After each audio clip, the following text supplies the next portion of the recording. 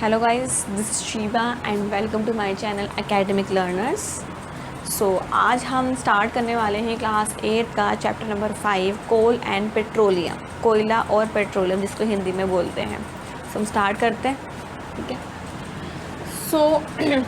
जैसे कि चैप्टर का नाम ही है कोल एंड पेट्रोलियम, मीन्स हम इस चैप्टर के अंदर कोल के बारे में पढ़ेंगे और पेट्रोलियम के बारे में पढ़ेंगे। अब ये कोल और पेट्रोलियम बेसिकली है क्या, ये कहाँ से आते हैं, उनका क्या प्रोसेस है, कैसे उनको निकाला जाता है, फिर उनकी रिफाइनरी क्या होती है, उससे कौन कौन से प्रोडक्ट बनते हैं, उन सब के बारे में हम इस चैप्टर में पढ़ेंगे, ठीक है। सबसे पहले इस चैप्टर के अंदर आपके एनसीईआरटी बुक्स में ही लिखा है, सबसे पहले नेचुरल रिसोर्सेज के बारे में बात कही है कि नेचुरल रिसोर्सेज क्या होते हैं। नेचुरल रिसोर्सेज को अगर हम हिंदी में बोलें तो हम बोलेंगे प्राकृतिक संसाधन। तो ये क्या होते हैं, air water soil are obtained from nature, they are called natural resources. ऐसे रिसोर्सेज, ऐसे संसाधन जो हमें नेचर से मिलते हैं, मतलब जो हमें नेचर खुद प्रोवाइड करता है। इसके लिए हमें कुछ चीज़ बनाने की ज़रूरत नहीं पड़ती, ठीक है, या हमें उसे ख़रीदने की ज़रूरत नहीं पड़ती, वो हमको मिल जाती है। तो इसको हम बोलते हैं नेचुरल रिसोर्सेज। लाइक क्या क्या इसमें एग्जांपल हो सकते हैं, जैसे कि सनलाइट है, सनलाइट पे हमें कोई भी पैसा नहीं देना पड़ता, वो हमको मिलती रहती है, ठीक है। हमारे एयर जिसमें हम सांस लेते हैं, हम ब्रीथ इन करते हैं, ठीक है। तो ये सब सारे क्या है, ये सब जो है वो है नेचुरल रिसोर्सेज। क्लियर। अब अगर हम इसके अकॉर्डिंग टू अवेलेबिलिटी देखते हैं, मतलब जैसे कि जो संसाधन है, जो कि रिसोर्सेज है, अगर हम उसकी उपलब्धता को देखें, अगर हम उसकी अवेलेबिलिटी को देखें, तो जो हमारे नेचुरल रिसोर्सेज हैं वो 2 टाइप्स में बाइफरकेट हो सकते हैं। अभी 2 टाइप्स में क्या है, फर्स्ट है हमारा इनएग्जॉस्टिबल, मीन्स अगर हम इसको हिंदी में बोले हम बोल सकते हैं अक्षय संसाधन, ठीक है। और दूसरे टाइप में हम इसको बोल सकते हैं एग्जॉस्टिबल, मीन्स समाप्य संसाधन, ठीक है। तो नेचुरल रिसोर्सेज को अकॉर्डिंग टू अवेलेबिलिटी हम इसको 2 टाइप्स में डिवाइड कर सकते हैं। First is inexhaustible and second is exhaustible. Hindi में बोले तो अक्षय संसाधन और समाप्य संसाधन। अब इनके बारे में तो थोड़ा सा ब्रीफली पढ़ेंगे। तो इनएग्जॉस्टिबल संसाधन क्या होते हैं, देखिए, these are present in unlimited quantity. ये हमारे अर्थ के ऊपर, हमारी पृथ्वी के ऊपर अनलिमिटेड क्वांटिटी के अंदर है, मीन्स इसका कोई एंड नहीं है। ये बहुत सारे दिए हैं हमें नेचर ने, हमें ऊपर वाले ने, ठीक है। तो अनलिमिटेड क्वांटिटी में हमारे अर्थ के ऊपर, ठीक है। These are not likely to be exhausted by human activities. अगर ह्यूमन एक्टिविटीज़ बहुत सारे चलते हुए रहें तो ये कभी भी एग्जॉस्टेड नहीं हो सकती, ये कभी ख़त्म नहीं हो सकते, ठीक है। सो एग्जाम्पल क्या है इसका, वही चीज़ सनलाइट, एयर, वाटर। सनलाइट है, एयर है, वाटर है, मीन्स वाटर ख़त्म तो हो, मतलब जो पीने वाला वाटर है वो ख़त्म हो सकता है, जैसे कि धीरे धीरे ख़त्म हो रहा है, लेकिन जो कि मिनरल वाटर है, जो कि पीने के लायक नहीं है, जो हमारे ओशंस में जमा है, हमारे पोलर रीजन्स में जमा है, तो वो वाटर तो है ना हमारी अर्थ के ऊपर। सो वाटर को भी हम इस वाली कैटेगरी में रख सकते हैं। कौन सा वाटर, सॉल्टेड वाटर जो होता है, जो कि मिनरल वाटर है, जो कि ड्रिंकिंग वाटर नहीं होता, ठीक है। सो ये हमारे हो गए इनएग्जॉस्टिबल संसाधन, इनएग्जॉस्टिबल रिसोर्सेज, जो कि ख़त्म नहीं होते कभी भी, जो कि अनलिमिटेड क्वांटिटी में हमारी अर्थ पर अवेलेबल है, ओके। सेकेंड इज एग्जॉस्टिबल, जैसे कि नाम से पता चल रहा है एग्जॉस्टिबल है, मीन्स समाप्त हो सकते हैं, वो ख़त्म हो सकते हैं। अगर हम उसको ज़्यादा यूज़ करेंगे तो वो ख़त्म हो जाएंगे, और जो हमारे आगे आने वाली जनरेशन है उनको नहीं मिल पाएंगे। सो एग्जॉस्टिबल में कोई ना, these are present in limited amount in nature. ये बहुत ही लिमिटेड अमाउंट में हमारे नेचर में अवेलेबल होते हैं, ठीक है। They can be exhausted by human beings. ये अगर ह्यूमन एक्टिविटीज़ बार बार ज़्यादा चलती रहे तो ये ईजिली एग्जॉस्ट हो जाते हैं, ठीक है। तो एग्जाम्पल क्या है इसका, फॉरेस्ट, हमारे जो जंगल है, अगर हम जंगल काटते रहेंगे, उस पर कुछ और काम करते रहेंगे तो वो जल्दी से एग्जॉस्ट हो जाएंगे, ख़त्म हो जाएंगे। वाइल्ड लाइफ जो है, हमारे एनिमल्स वगैरह, फ्लोरा एंड फ्योना जो भी है, ठीक है। मिनरल्स हमारे हो गए, कोल हो गया, पेट्रोलियम हो गया, तो ये सब क्या है, हमारे एग्जॉस्टिबल रिसोर्सेज है। ये ऐसे रिसोर्सेज हैं जो हमें नेचर तो देती है, लेकिन अगर हम इसका बहुत यूज़ करते रहेंगे तो ये एग्जॉस्ट हो जाएंगे, और जो हमारी फ्यूचर जनरेशन, जो आगे आने वाली पीढ़ी है, उनको ये रिसोर्सेज नहीं मिल पाएंगे, ठीक है। सो ये हमारे एग्जॉस्टिव है, जिसको हम हिंदी में बोलते हैं समाप्य संसाधन। क्लियर, ये दोनों आपको समझ में आया। तो हम इस चैप्टर के अंदर एग्जॉस्टिबल रिसोर्सेज के जो दो एग्जाम्पल है कोल और पेट्रोलियम, उसी के बारे में हम आज इस चैप्टर में पढ़ने वाले हैं। ठीक है। सो एक टर्म इस चैप्टर में घूम के निकल के आई, फॉसिल फ्यूल्स। कि फॉसिल फ्यूल्स होता क्या है, अगर हम इसे हिंदी में बोले तो जीवाश्म ईंधन कहते हैं। ठीक है, क्या होता है fossil fuels? These fuels were formed from the dead remains of living organism fossils. ये जो फ्यूल होता है, फ्यूल नाम से पता चला ईंधन। ठीक है, जो फ्यूल है वो कहाँ से मिलता है? वो डेड रिमेन्स, जो डेड बॉडी होती हैं, किसकी? लिविंग ऑर्गेनिजम्स की।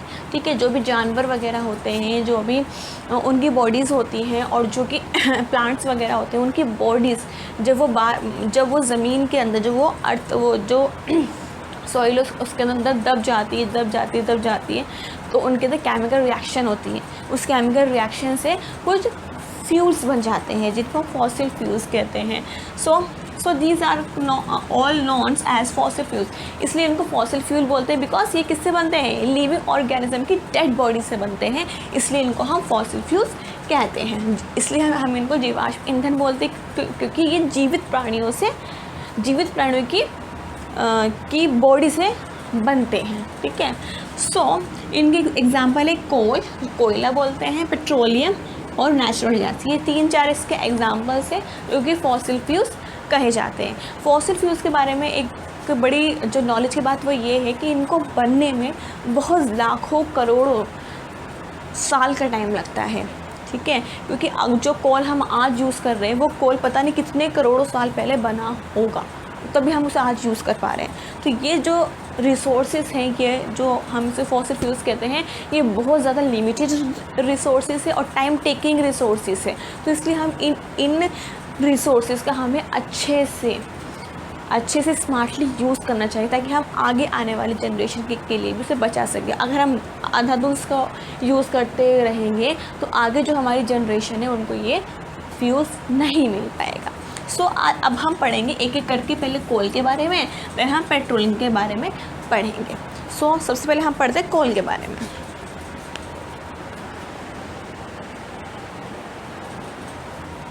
सो अब हम पढ़ेंगे कोल के बारे में। ठीक है, मीन्स कोयले के बारे में।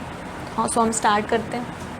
कोल it is hard as stone. जो कोल होता है वो कैसा होता है? बिल्कुल हार्ड होता है, लाइक स्टोन है उस टाइप का, बहुत हार्ड होता है।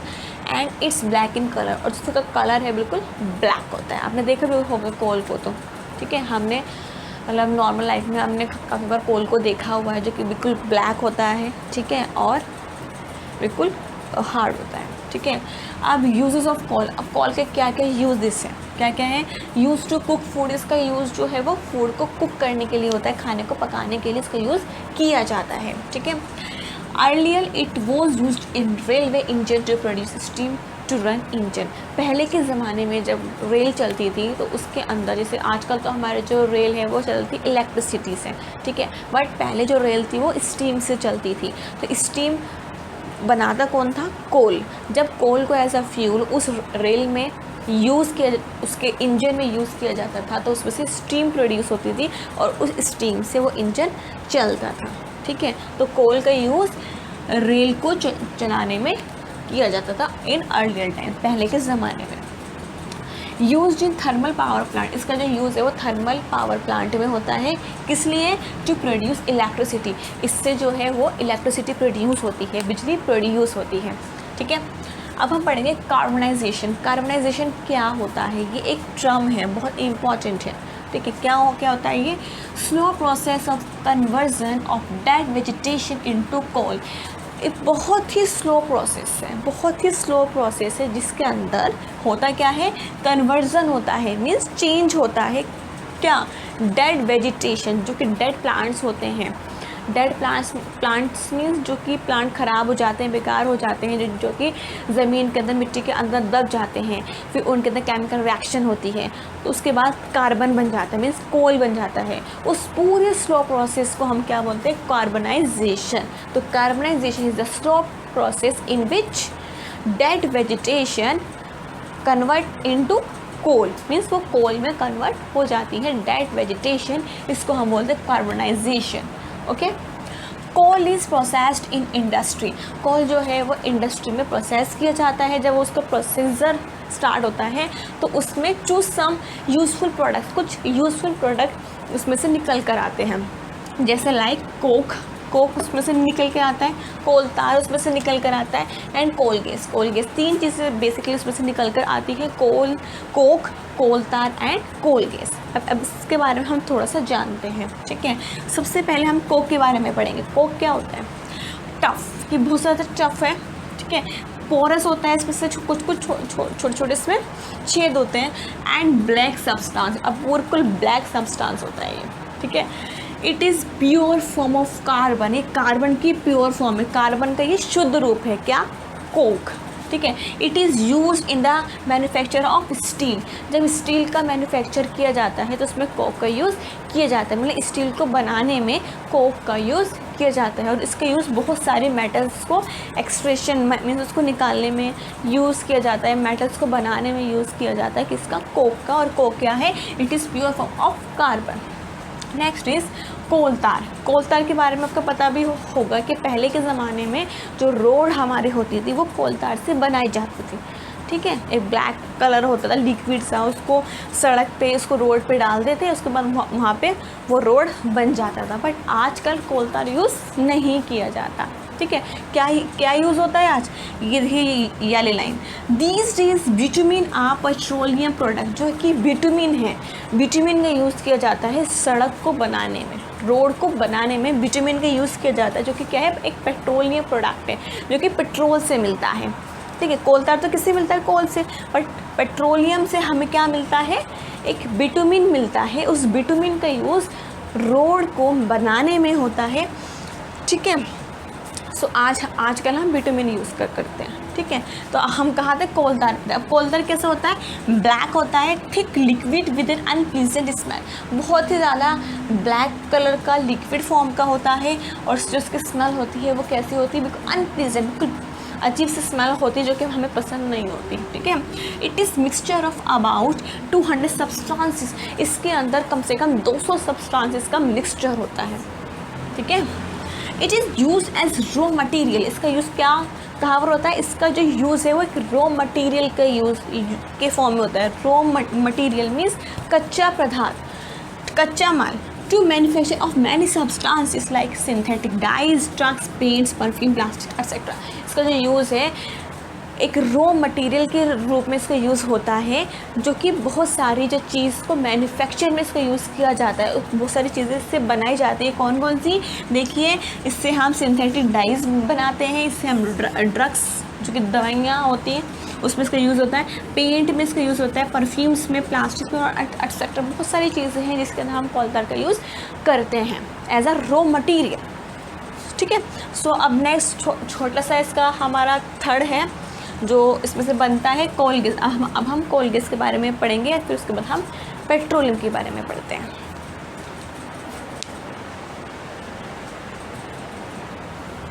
सो अब हमारा है कोल गैस, ठीक है। कोल गैस क्या होता है? It is used as a fuel in many industry situated near the coal processing plant. जब कोक प्रोसेस किया जाता है तो उसमें से गैस निकलती है जिसको कोल गैस कहते हैं। उसका यूज़ क्या होता है? उसका यूज़ होता है एज अ फ्यूल, इसका यूज़ एज अ फ्यूल किया जाता है इंडस्ट्रीज़ के अंदर जो कि सिचुएटेड होती है, जो कि बनी होती है कहाँ पर? Near the coal processing plant, जहाँ पर कोल का प्रोसेस होता है उन्हीं इंडस्ट्रीज़ के अंदर, मतलब उन प्लांट्स के पास जो भी इंडस्ट्रीज़ बनी होती हैं, जो भी उद्योग लगे होते हैं, वहाँ पर as a fuel coal gas का यूज़ किया जाता है। सो ये हमारा कोल था वो कि कंप्लीट हो चुका है। अब हम नेक्स्ट टॉपिक अपना पेट्रोलियम पढ़ेंगे जो कि बहुत इंटरेस्टिंग है, बहुत ईजी सा है, ठीक है। ये भी हमारे क्या है? फॉसिल फ्यूल्स है, क्लियर। सो पेट्रोलियम क्या होता है? डार्क इन कलर, एक बहुत ही डार्क ब्लैकिश कलर होता है इसका, एंड ब्लैक लिक्विड होता है विद अनप्लीजेंट स्मेल। जो इसकी स्मेल होती है वो बहुत ज़्यादा अनप्लीजेंट होती है, वो हमें पसंद नहीं होती। It is mixture of various substances, ये बहुत ही सारे सब्सटेंसेस का क्या होता है? मिक्सचर होता है, such is petrol, diesel, lubricating oil, paraffin, wax etcetera. इसके अंदर बहुत सारे सब्सटेंसेस मिले होते हैं। जब इसकी रिफाइनिंग की जाती है मशीन से, सो सारे के सारे जो भी इसके ये सब्सटेंसेस होते हैं वो उनको अलग अलग कर लिया जाता है, फिर उनको अलग अलग करके उनका यूज़ होता है, ठीक है। सो रिफाइनिंग क्या होता है?